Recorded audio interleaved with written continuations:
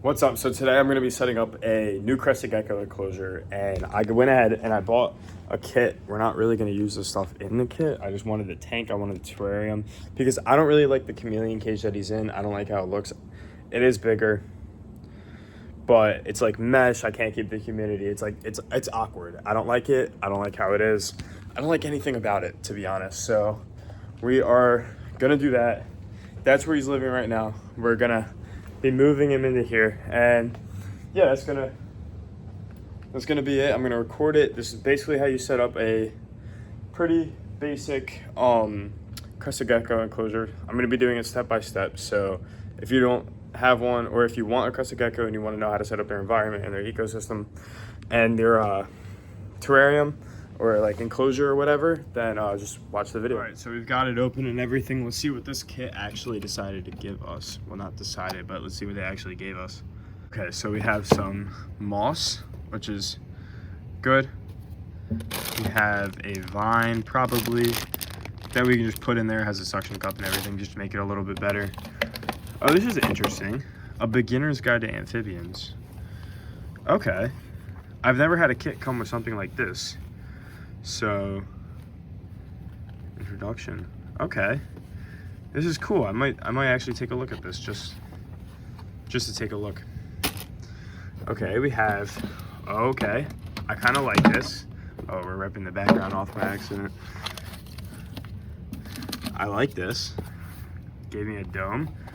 Oh, I guess there's a light in here too. Well, I have plenty of lights, but that's interesting. What is this? Okay, vitamins.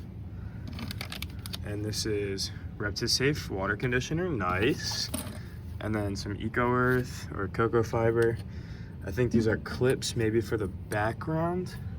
What's in here? This is just a display of what can go in here, I guess.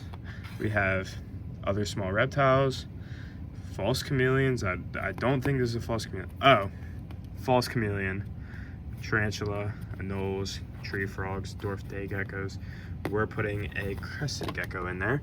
So, and they also gave us a background. I think I'm gonna leave this background. I kind of like it, but I'm gonna go ahead and clean this out now and take the sticker off.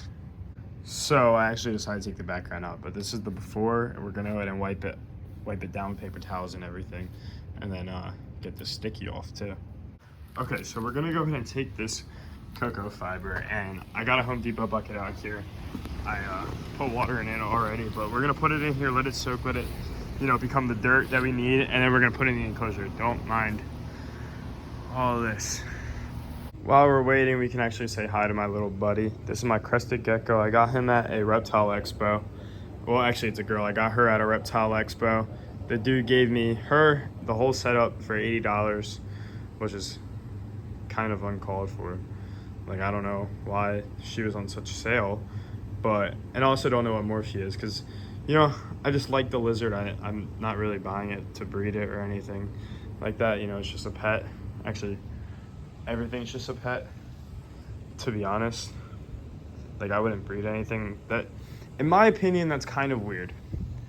And if you're doing it for business, whatever, do what you want. But I personally don't like that.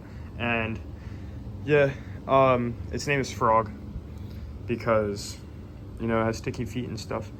And this is gonna be its future home because this is gonna be way cooler, and I'm gonna clutter it nice, and she's gonna like it. So I added too much water, but we're gonna go ahead and put some of that in here to make the substrate on the bottom, because that probably is gonna be the first step that you're doing when you're making probably any enclosure to be. So we're gonna go ahead and get this, and we got the cocoa fiber right here. Let's close that up. I don't really want it to, shoot out, but here, how can I do this better? Stir it up, stir it up, stir it up, because I don't really want water. Yeah, that's real nice.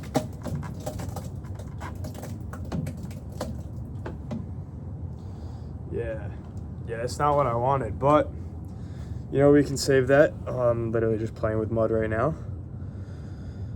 We don't really want all this water in here, so we're gonna go ahead and get some dry coconut fiber, and I'm gonna have to vacuum.